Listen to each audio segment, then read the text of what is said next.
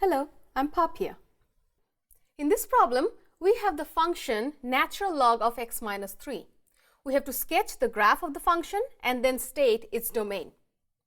Now, to graph this function, first recall what is the graph of ln of x, just the natural log of x function. If you know that graph, you can just do a little transformation and you can figure out the graph of the given function. So recall that natural log, you know a few properties of natural log. One of them is that natural log of 1 is 0. So if you want to graph natural log, say this is at 1, natural log will be 0. You know that it's an increasing function, right? It goes on increasing. And on this side, you know that natural log never crosses y-axis, and actually y-axis is a vertical asymptote to it. So it will keep on going this way. So that's a rough sketch of natural log of x. Now we have to figure out the graph of natural log of x minus 3.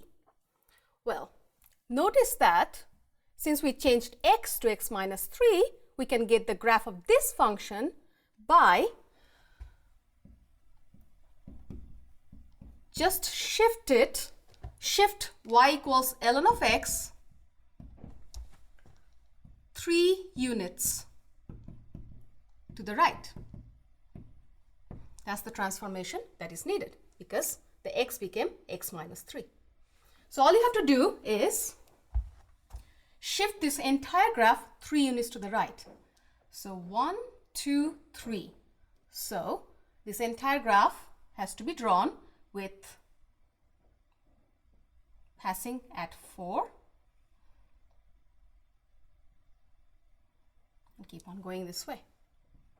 So this will be roughly natural log of x minus 3. Also note that the vertical asymptote now will be shifted 3 units. So the vertical asymptote of the given function is going to be at x equals 3. So this is roughly the graph of natural log of x minus 3. Just like ln of x, just shifted 3 units to the right. Next, we have to find the domain. Well, recall what the domain of ln of x is. Well, the domain is all positive x values. So for this function, the domain will be